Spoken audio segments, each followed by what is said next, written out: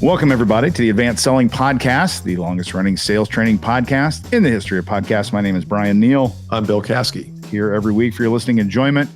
Those of you who joined us or are joining us for the business planning session. It's coming up this week. This is the time. Join us, would you? Bill, details, December 6th, 12 to 2 Eastern. Let's go. And you've got just a day or so to sign up. I think we're closing registrations on Tuesday, I believe, but we're limiting it to 100. So we were at 60-ish here a week ago. So if you try to get in and can't, we'll probably be doing another one, but try it anyway.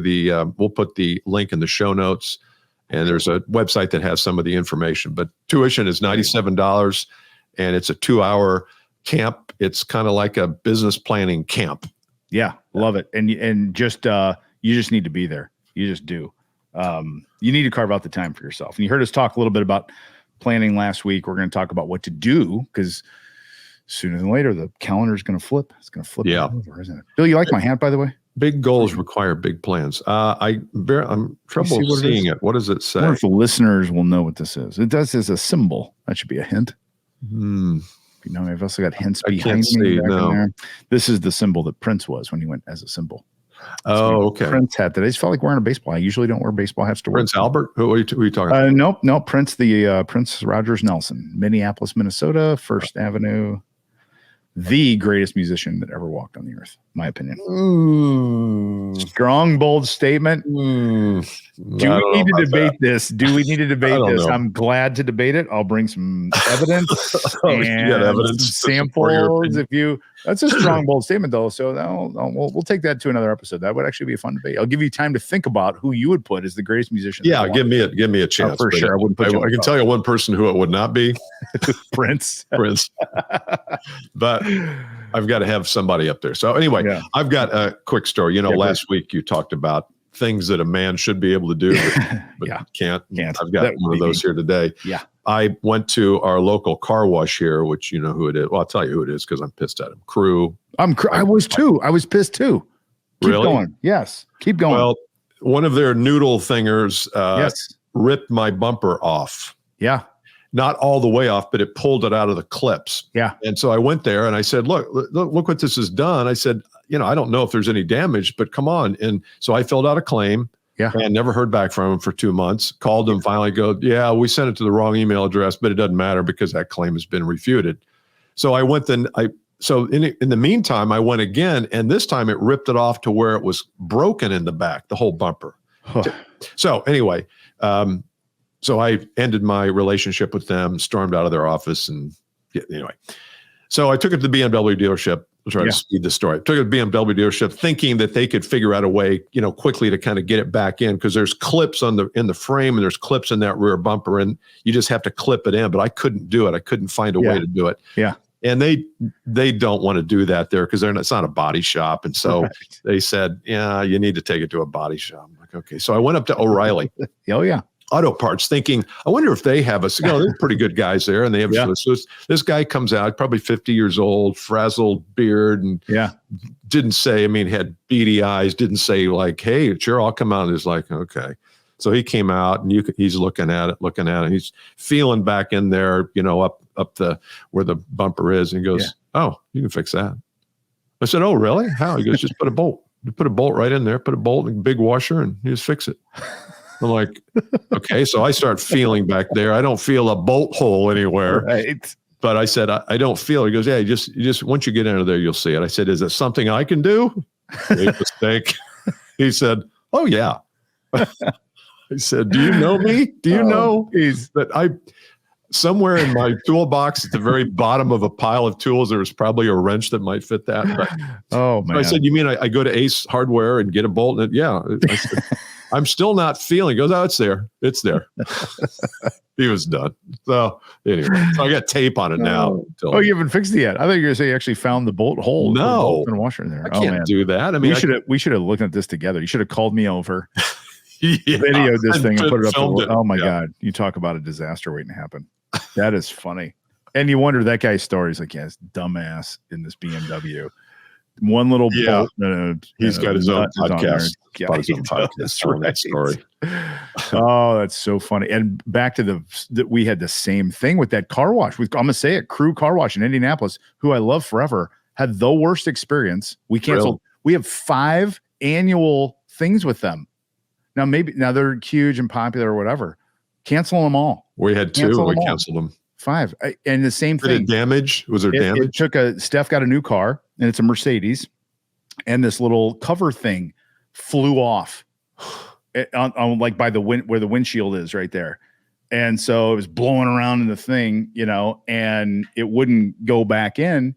And that went to the dealership, like, it snapped off. You got to get a new one. It was $98 at the Mercedes dealership. So she sends a claim in, denied.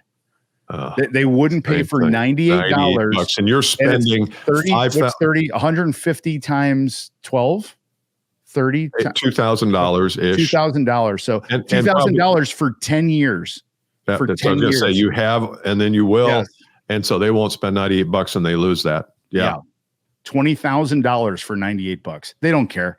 Obviously, if they cared, they would have done something, which is really off-brand for them. But it's a great lesson for customer experience for all of us. The littlest things go the furthest way, and you don't realize. And now we've talked about it in front of millions and millions of listeners on the Advanced Selling podcast. If you ever have a problem with Crew, good luck with that. Really when I went to O'Reilly, he goes, "Did you take it?" I didn't tell him what car wash. He goes, "You go over here to Mike's. The Crew used to be Mike's, now it's Crew." I said, "Yeah." He goes, "Oh, they're terrible." Yeah, said, we get people in here all the time with it's bad. damage. It's bad. Okay. Let's go. Here we go. We did last time.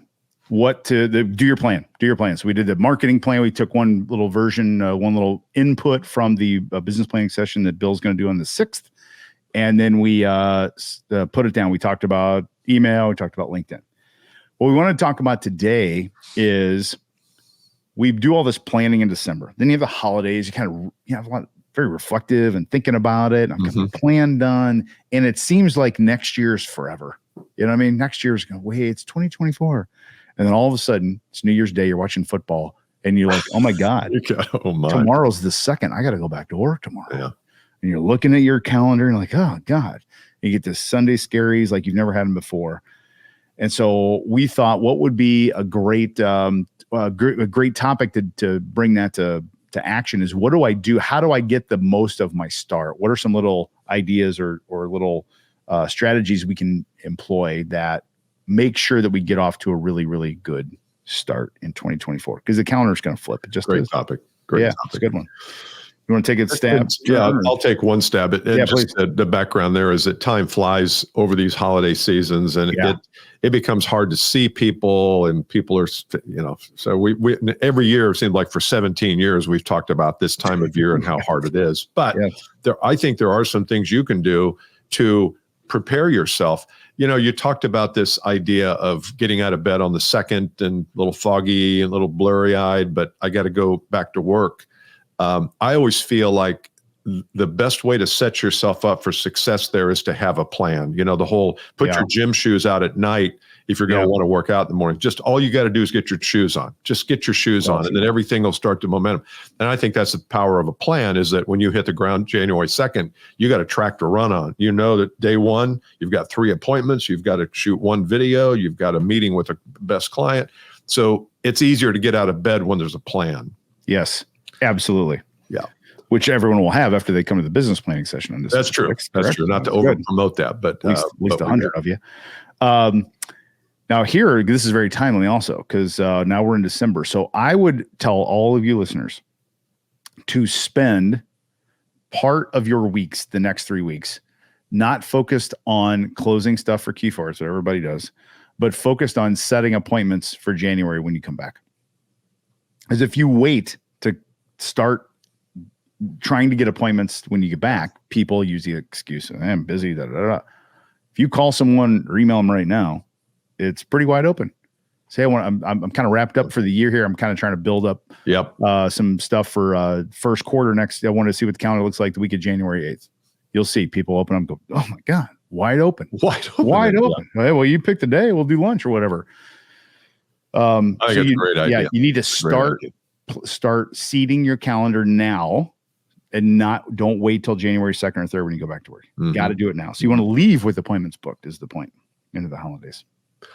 So here's another tip. And I don't know if this fits under the topic that you were obsessed with. What's that? I'm just kidding. Oh. But I don't know if it fits under this topic of what do I need to do, but I do think this time of year is a good time to go into creation mode. So let's say that one of your goals for next year in the planning session that we're doing is you want to do 12 webinars for CEOs of your target clients.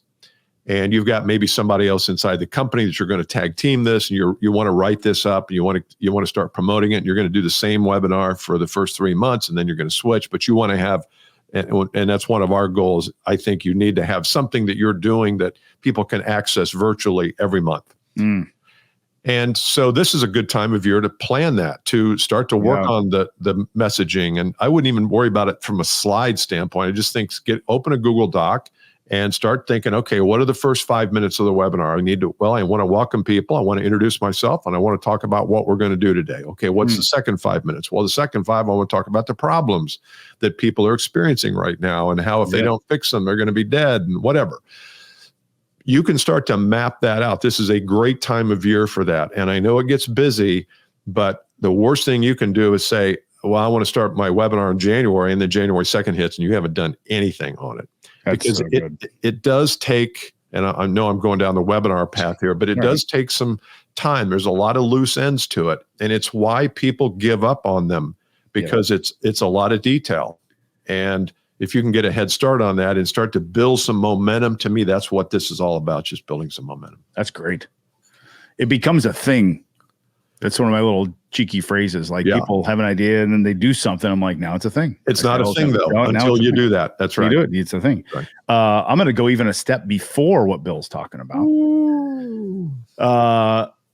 I would also sit between now and the time you break for the holidays, and I would calendar these events before I even started creating them.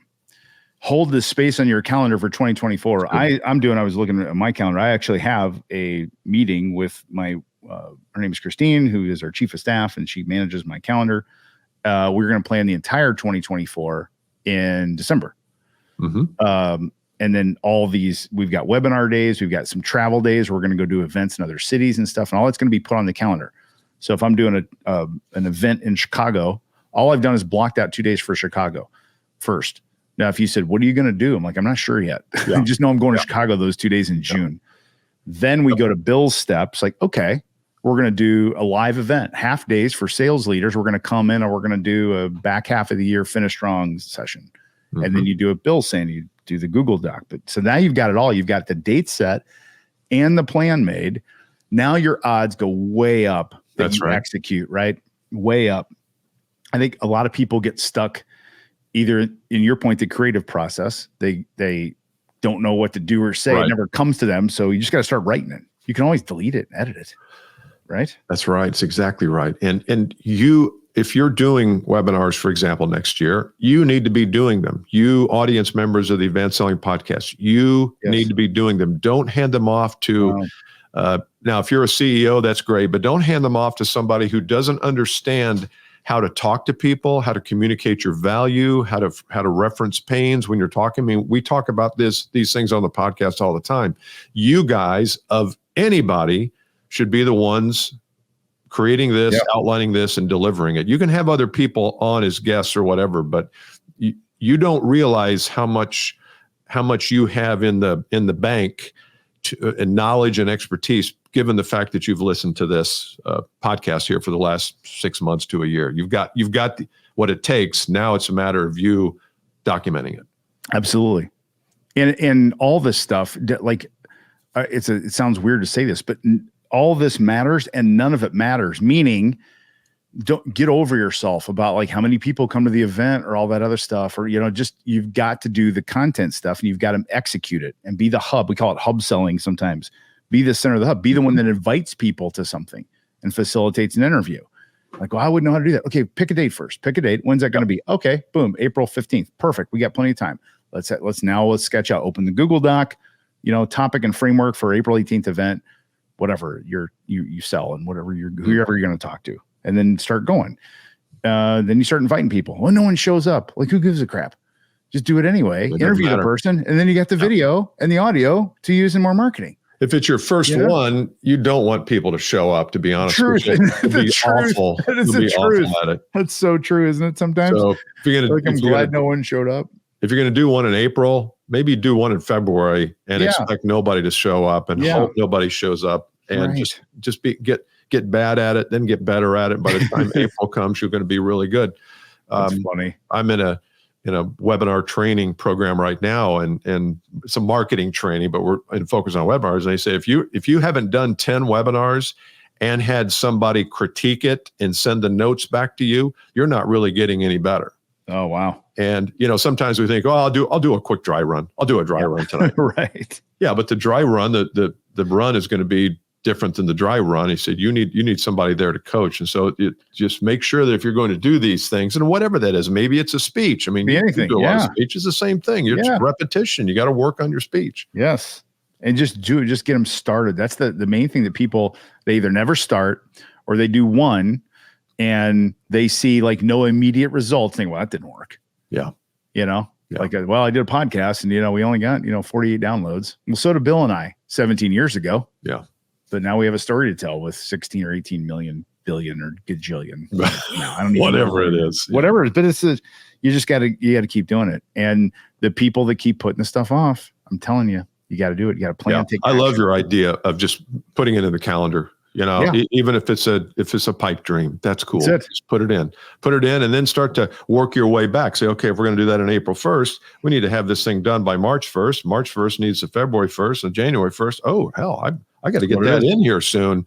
I mean, you just create, again, like Bryan said, create some velocity, some momentum so that you're hitting the ground January 2nd, saying to yourself, with the plan completed and with January planned, I'm going to crush it this year. It's going to be extraordinary for me. Don't worry about politics. Don't worry about the media. Don't worry about culture. Don't worry about external environment. Doesn't matter. Nope. Doesn't matter. Just control your own stuff. And it's a big abundant world, even with any negative stuff going on. So just control your own stuff. Don't let the stuff control you. This is how to do it. What we're talking about here. It's good. Yeah, good. All right, man. Good stuff. Well, what happened there? Okay. If you're interested in the business planning session on December 6th, coming up here in a couple of days, look at the show notes. The link will be in there as an information page. Very simple. Yay or nay at the bottom. And we'd love to see you. And Bryan, see you in a week or so. Birthday episode next time, I believe. Oh, yeah. On my birthday. It's released on the birthday, right? December 11th. It's a Monday. Oh, yeah. Yeah. So we'll be recording. Yeah. Okay. Well, a little party. Or we can have our debate about who's the greatest musician ever walked the earth. Plenty of time for you to think about that. Knowing that yours isn't Prince. That's right. Yeah. I'll think about that. That's good. We've got to make sure we remember that. That'd be fun. All right. Okay. See you next time. See you. Bye. Bye.